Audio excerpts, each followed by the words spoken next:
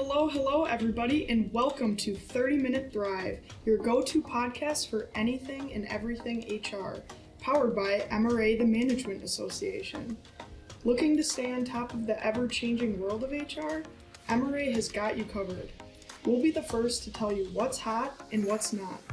I'm your host, Sophie Bowler, and we are so glad you're here. Now, it's time to thrive. Hello, everybody, and welcome to this episode of 30-Minute Thrive. Today's a special one because we're joined with Dr. Kuehl. He's an expert economist and director of Armada Corporate Intelligence. He's a frequent speaker on economic issues in the U.S. and globally, and he's spoken at a bunch of different conferences devoted to manufacturing, logistics, finance, credit, retail, accounting, and many others. So overall, his specialties include corporate and competitive intelligence, strategy development, international market analysis and market development, and economic trending. So Chris, I know you just got done speaking at our fall featured event on the 2023 Economic Outlook. So thank you so much for joining us today and taking the time to spend it with us and sharing your expertise and knowledge on this topic. You're so welcome. But let's dive right in with the first question. So if there's one economic impact business leaders should be looking at, what is that one thing? It's probably the percentage of concern over whether it'll be a recession or not, because we're kind of on the edge of going either direction. We could go into a downturn come next year, or we could kind of avoid it. It's going to depend a lot on how the consumer handles their extra savings. They've still got about 3.5, 3.6 trillion in excess savings, which they could spend this year.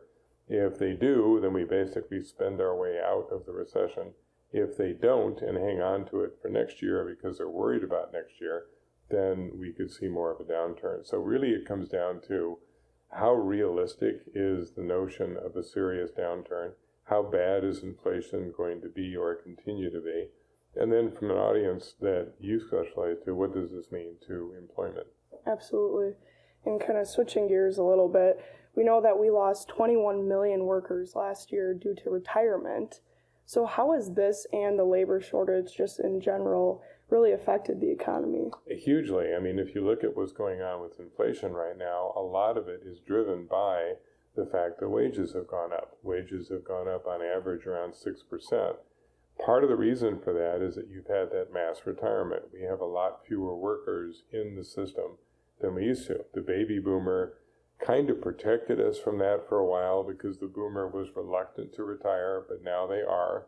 And we hit retirement at the rate of about 10,000 a day. So it's taken a toll. The workers never had more leverage. Anybody in HR is well aware of that now. They're asking for more money. They're asking for better benefits. They want more flexible schedules. All of that becomes a challenge. And then you just look at the impact from an inflation perspective. Wages going up means that everything else goes up. Absolutely. And we've also heard that inflation can be a period of opportunity for the rebuilding of the domestic economy. So can you elaborate on this a little bit more? Yeah, part of what's been fueling some of that inflation and some of that worker shortage is that we're getting a lot more reshoring. One of the reasons that you've seen worker leverage increase is that people are bringing business back to the U.S. The advantages of being overseas have diminished. We've not seen the same kind of bang for the buck that we used to by producing in China or producing elsewhere in Asia. Reshoring this year has brought about $1 trillion back to the U.S. economy. Very good news for the growth of the economy overall, good news for people getting better jobs, getting an opportunity to work here. However, it also means that there's a more acute labor shortage than before because those jobs are coming back home from overseas. With that comes higher wages, better benefits, all the rest. Mm-hmm. And we're seeing more automation in the form of self-checkouts. Mm-hmm. And you mentioned that you've even encountered robotic wait staff. And I don't know if you want to share that story, but how does this have an impact on the economy? Yeah, we've been seeing automation get into things like manufacturing for quite a while. I mean, we're all aware of the robot revolution there. But now we're seeing it in the service sector. And as you mentioned, the robot server, which was a bit of a surprise. I'm at a hotel and this little robot comes rolling up to my table. and cheerfully tells me that my breakfast is there and asks me if I like the temperature of the coffee. And Marge. I'm like, okay, so this little robot wearing an apron that says Marge. I sample the coffee, and if you're happy, she says, press the green button. I haven't had a waitstaff ask me if my coffee was the right temperature in months. And you're just getting this reaction to it's harder and harder to find even simple employees like service employees. So it's moving more towards self-service, it's moving towards automation, it's looking for anything that can be done with a machine is now a possibility, even though it means more upfront investment. And we have a lot of members, and our listeners are in the healthcare industry, the hospitality industry, and the manufacturing industry. So how has this specifically impacted those industries? Yeah, if you look at manufacturing, the revolution has been going on for 20 years. I mean, you see a lot fewer people doing the kind of work they used to on the line. Now it's being done by robots. Now you're starting to see it more aggressively in healthcare. Some countries have gone so far as to have robot helpers. I mean, the Japanese in their assisted living centers, most of the attendants are robots. And the people there indicate they like the robots better than they like the people. So if you look at hospitality, that's where the self-service has taken over. I mean, absolutely. Every time you check into a hotel, you can do it with your phone. You don't have to talk to anybody. We don't have room service anymore. Right. It's more and more recognizing that it's hard to find those people, and then it's hard to keep them. Absolutely. And this is a larger, broader question. But can we stop inflation without causing a recession? Oh, yeah. I mean, inflation right now is really driven predominantly by that supply chain breakdown, which is slowly beginning to reverse, and we're not expecting it to get better when it comes to product coming from China. But the more that we reshore, the more that we're able to produce our own stuff. The wage issue is another question. At some point, there's going to be an interruption in those wage increases. Companies just simply won't be able to afford it. The more likely reaction when it comes to most companies is that they're going to try to do more with fewer employees. And it will basically come down to, yes, we're going to pay this guy a lot more money than we used to, but he's also now doing the job of 4 different people.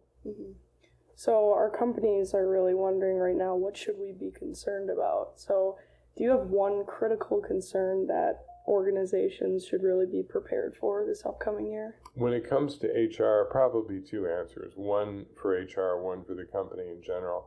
If you are on the HR side of things, what you've really got to think about is where do you recruit your new workers and how do you retain the people you have?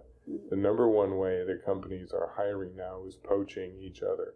So you've got to protect your own staff from being poached, and money is a part of it, but really it's more the job environment. It's the being sensitive to the needs of that employee, which right now, schedule flexibility has emerged as the number one question that a new employee or an existing employee has. In a more broad sense, the number one concern is balancing fears of a recession with being ready for if there isn't a recession. I mean, it's easy enough to prepare for a downturn just by laying people off and reducing one's purchase of inventory. But if we don't get the downturn, well, that comes back to bite you because your sales begin to suffer. A real good example of how difficult it has been to predict that recession trend is that we thought that we were going to have very, very minor growth in the third quarter of this year. Instead, we got 2.6. And it's like, what? We were supposed to get 0.3, and we got 2.6, which means there was a lot more activity than we thought there was going to be. And that was stressing particularly companies in manufacturing, because part of that growth was based on export demand. Yeah, just commenting on your first comment about attracting and retaining talent, we've had some conversations on the podcast about that, and really employers just need to start getting creative on it. But as we wrap up our time here, do you have a couple key takeaways that you can give to our listeners today? Yeah, I think the key takeaway from my talks of late have been kind of in the category of talking people off a ledge. we are probably not heading for a particularly deep downturn. Most of the predictions are by the end of next year, we're back to normal growth. We are, to a certain degree, experiencing the letdown from 21. 21 was such a high growth year that anything feels slow compared to 6% growth last year. Right. And then the other, I guess, concern is just to focus on the fact that there is still a lot of money in the economy. It's got to go somewhere. It's either going to come out this year in the spending season, or it will start to come out to some degree next year. And it's important to note that most of that extra money is in the hands of people who are making 70, 80, 90,000 and above.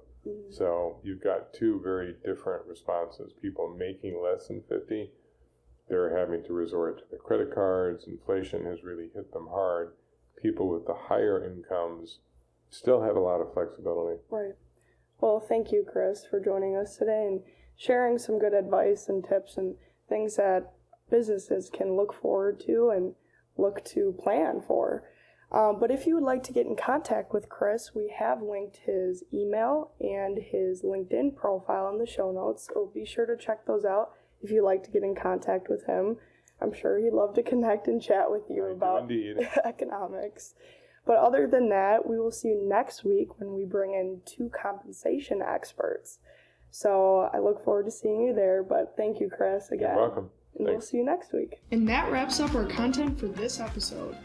Be sure to reference the show notes where you can sign up to connect for more podcast updates. Check out other MRA episodes on your favorite podcast platform.